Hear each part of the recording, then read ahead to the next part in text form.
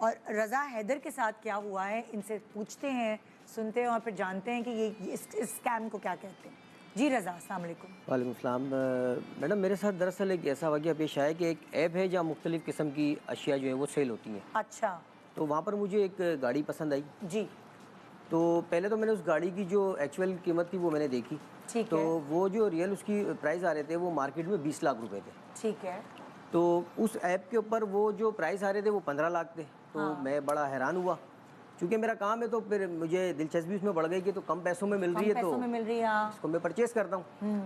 تو میں نے ان کے دیے ہوئے کال نمبر پہ رابطہ کیا. تو میری ان سے بات ہوئی, انہوں نے بولا آپ ایسا کریں کہ مجھے تھوڑی دیر بعد کال کر لیں. تو گاڑی مجھے اتنی پسند آئی کہ میں مسلسل ان سے رابطے میں رہا. انہوں نے میں نے دوبارہ کال کی تو وہ مجھے کہتے ہیں کہ ہماری اس گاڑی کی بات چیت چل رہی ہے, ڈیل چل رہی ہے کسی سے, تو آپ مجھے مزید 2 گھنٹے کا ٹائم دے دیں. میں نے بولا ٹھیک ہے جی. ان کے ٹائم دینے پر مزید پھر میں نے ان کو 2 گھنٹے بعد کال کی.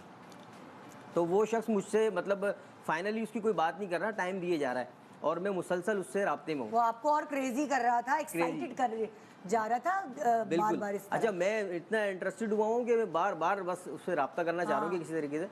خیر بہرحال میرا اس سے جو پھر 2 گھنٹے بعد میں نے اس سے دوبارہ کال کی تو وہ مجھے کہتا ہے کہ سر میں بڑی معذرت چاہتا ہوں, اس گاڑی کی جو ہے نا وہ ہماری ڈیل ہو چکی ہے.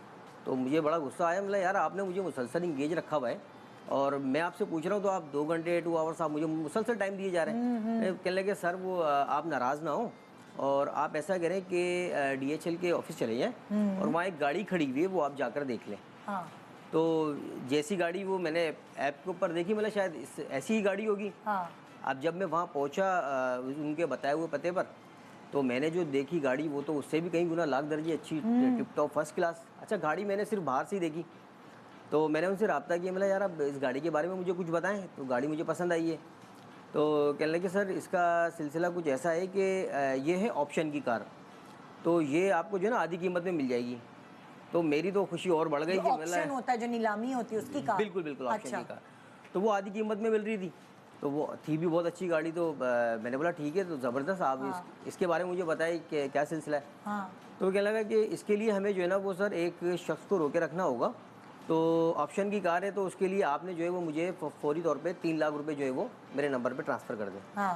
تو کیونکہ میرا کام ہے سیل پرچیزنگ کا, تو مجھے کبھی ایسا ہوا نہیں سلسلہ, تو میں نے فوری طور پہ اس نمبر پہ 3 لاکھ روپے ٹرانسفر کر دیے. اب وہ جیسے ہی میں نے نمبر پیسے ٹرانسفر کیے تو وہ نمبر بھی آف ہو گیا اس کا, اس شخص کا پتہ ہی نہیں چلا کچھ.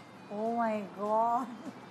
اب یہ دیکھیے یہاں پہ نا لالچ آ گئی, اور یہ بیسیکلی بزنس نہیں تھا, یہ لالچ تھی. کیونکہ آپ کو پتہ ہے کہ آپ نے خود ابھی بولا کہ اس کی نیٹ ویلیو جو ہے وہ 20 لاکھ کوئی آ جاتی ہے, کپڑے کہیں سستے مل رہے ہوتے ہیں ہم فوراً آرڈر کر دیتے ہیں. یہ تو فطرت ہے انسان کی. جب تک لالچ ہے تو سامنے والا آپ کو چیٹ کرے گا. اور دوسری بات, یہ پریکٹیکل بندے سے نہیں ملے.